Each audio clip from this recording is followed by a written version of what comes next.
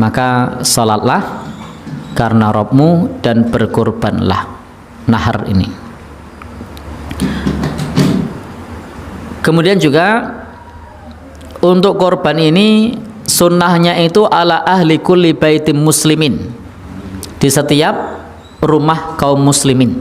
Sunnahnya itu di setiap rumah kaum muslimin.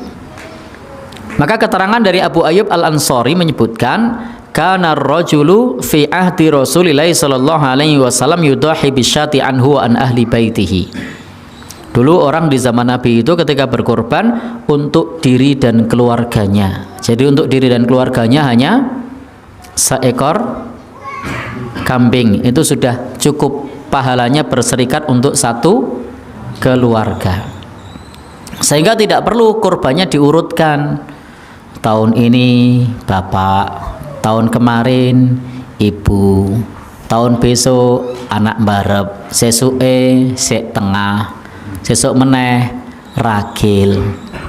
Bar kuwi ndak korban lagi, didatangi takmir masjid kok mboten korban Pak, monggo genepi sapi kirang. Lah kula ora pun rampung toh. Nah, baik. Jadi selagi masih mampu, masih ada kelapangan rezeki, hukum sunnah itu masih melekat, meskipun tidak wajib. Jadi tidak ada istilah sudah selesai selagi masih mampu. Dan memang hukumnya tidak wajib. Itu apa? Sunnah. Dan cukup dalam satu keluarga berkorban satu, pahalanya cukup untuk kepala keluarga dan seluruh anggota keluarga. Meskipun anggota keluarganya dalam satu rumah itu wong 20 atau wong 30, maka pahalanya mencukupi. Termasuk di dalamnya ikut mendapatkan pahalanya orang yang sudah meninggal dunia dalam satu rumah itu. Simbah dulu sudah meninggal dalam satu rumah itu, lalu ada yang berkorban untuk diri dan keluarganya, maka termasuk keluarga adalah simbahnya yang sudah meninggal, ikut dapat pahalanya. Maka tidak diperlukan berkorban atas nama orang yang sudah meninggal, karena ketika ada yang berkorban dalam rumah tersebut, maka satu keluarga tersebut termasuk yang sudah meninggal mendapatkan pahalanya. Lalu bagaimana kalau ada orang yang berinisiatif berkorban untuk orang yang sudah meninggal? Boleh apa tidak?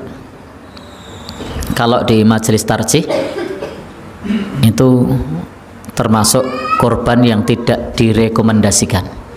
Jadi majelis tarjih tidak merekomendasikan berkorban untuk orang yang sudah meninggal dunia kecuali ada wasiat.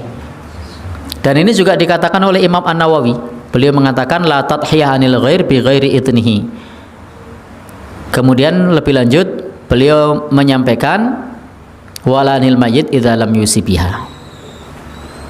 Tidak berkorban untuk orang lain tanpa izin orang lain itu, dan tidak berkorban untuk orang yang sudah meninggal dunia tanpa adanya wasiat.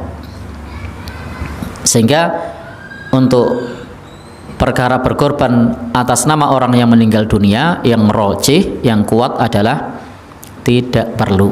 Tetapi kita harus menghormati kalau ada orang yang berkorban untuk orang yang sudah meninggal. Memang ada ulama yang membolehkan. Contohnya siapa? Ya, ada lagi? Yang masyhur misalnya Syekhul Islam Ibnu Taimiyah. Beliau membolehkan berkorban untuk orang yang sudah meninggal dunia.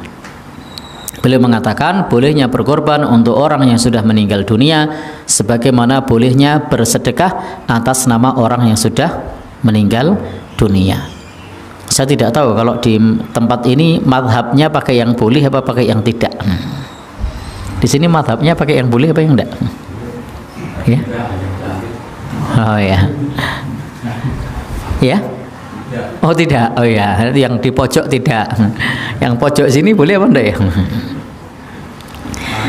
Oh manut ya. Baik, ya. Kalau rekomendasi tarjih memang tidak direkomendasikan berkorban atas nama orang yang meninggal dunia tanpa adanya wasiat. Tetapi kita mengakui hal ini ulama berbeda pendapat, termasuk tadi Syekhul Islam membolehkan. Baik, kita lanjutkan. Berikutnya kita langsung ke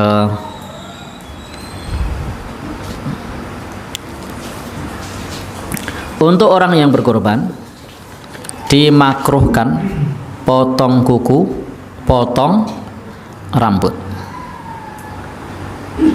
Yukrahu karahatan syadidatan liman arada ayyuduhya ayyakhudha min sya'rihi aw atfarihi syai'an.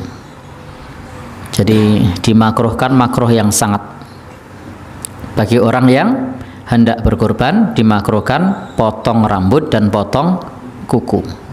Nabi mengatakan idza ra'aitum hilala dzulhijjah, jika kalian melihat hilal dzulhijjah, maksudnya sudah tanggal 1, wa arada ahadukum ayyuduhi, dan sudah punya niat kurban, falyumsik an sya'rihi wa adfarihi, maka hendaknya tahan diri dari potong kuku dan potong rambut hatta yudhiyah, sampai hewannya disembelih. Jadi kalau hewannya belum disembelih, belum potong kuku, belum potong rambut, ini sunnah, makruh sangat kalau dipotong. Tapi andai pun dipotong, kurbannya tetap sah. Kalau saya pribadi, untuk tidak potong rambut kepala, betah saya. Untuk tidak potong kuku 10 hari betah. Yang sering nampak agak aneh rasanya gimana itu kalau tidak potong kumis. Itu 4 hari 5 hari itu kalau ngelihat cermin sudah terasa kok kayak bukan saya ya. Baik. Ya, enggak tahu kalau Bapak di sini yang paling terasa berat yang mana? Apa enteng semua? Ya. Gimana Pak? Jenggot sama kumis. Nah, malah ada yang jenggot sama kumis. Kalau saya untuk jenggot tidak ada beban karena ini berusaha untuk gimana Pak? Dibiarkan. Saya tidak pernah potong ini dari dulu, tapi segini aja ini. Nah, baik. Kadang saya juga heran, seperti ini Mas Agus ini dipotong tumbuh terus, dipotong tumbuh terus. Saya tidak pernah potong tapi segini aja. Ya, memang kadang rezeki itu beda-beda kok.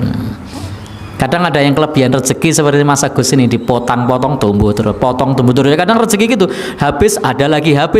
Tapi yang berusaha deman-eman tapi tidak tumbuh-tumbuh ya. Namanya rezeki itu. Baik, kita lanjutkan. Intinya apa di sini? Sunnah tidak potong kuku, tidak potong rambut. Termasuk rambut itu ya rambut kepala, rambut kumis, rambut jenggot dan lain-lain, tidak usah ditanyakan. Ya, saya perlu bilang dan lain-lain karena kalau tidak dan lain-lain tekan ngendi-ngendi mengko gitu. Itu tahan diri dulu. Nanti kalau mau dipotong nunggu kalau hewannya sudah disembelih, silahkan dipotong. Ini sunnah yang menurut saya untuk saat ini yang mengamalkan tidak banyak karena tadi risi, sehingga kumisnya tetap dipotong karena pedomannya adalah kan kurbannya tetap sah. Memang betul kurbannya tetap sah, tetapi ada sunnah tidak potong kuku, tidak potong rambut. Ini kalau sudah niat, kalau belum niat enggak. Jadi ternyata niat kurbannya itu sudah malam tanggal 10. Ya berarti dia enggak boleh motong malam tanggal 10 sampai besok hewannya disembelih. Jadi tanggal 1 belum niat, 2 belum niat, 3 sampai 9 belum niat. Kenapa? Duitnya orang kecekel. Begitu tanggal 10 dapat transferan 1 miliar. Ini kan cuma ilustrasi. Maka malam itu juga langsung hunting, cari sapi. Berarti dia tidak boleh potong kuku, potong rambut mulai tanggal 9, karena malam tanggal 10-nya sudah nyari sapi. Besoknya sebelum disembelih. Kalau sudah disembelih sudah boleh potong. Baik. Kemudian sunnah lagi yang sekarang sedikit yang mengamalkan sunnah bagi sahibul kurban itu adalah ketika pergi sholat id tidak tidak makan. Nah ini jarang yang mengamalkan. Biasanya bapak ibu mengamalkan ini enggak? Kalau mau pergi sholat id tidak makan. Sudah mengamalkan? Oh bagus. Karena ini termasuk sunnah yang jarang diamalkan bagi sahibul kurban itu tidak makan ketika sholat id dan nanti makannya itu nunggu hewan kurbannya mateng. Nah itu jarang yang mengamalkan. Jadi itu sunnahnya begitu bagi sahibul kurban. Wala yakul illa min udhiyatihi, dan tidak makan kecuali dari daging hewan kurbannya. Jadi berangkat sholat id tidak makan. Kapan makannya? Nanti kalau daging hewannya kurbannya sudah mateng. Ini apa?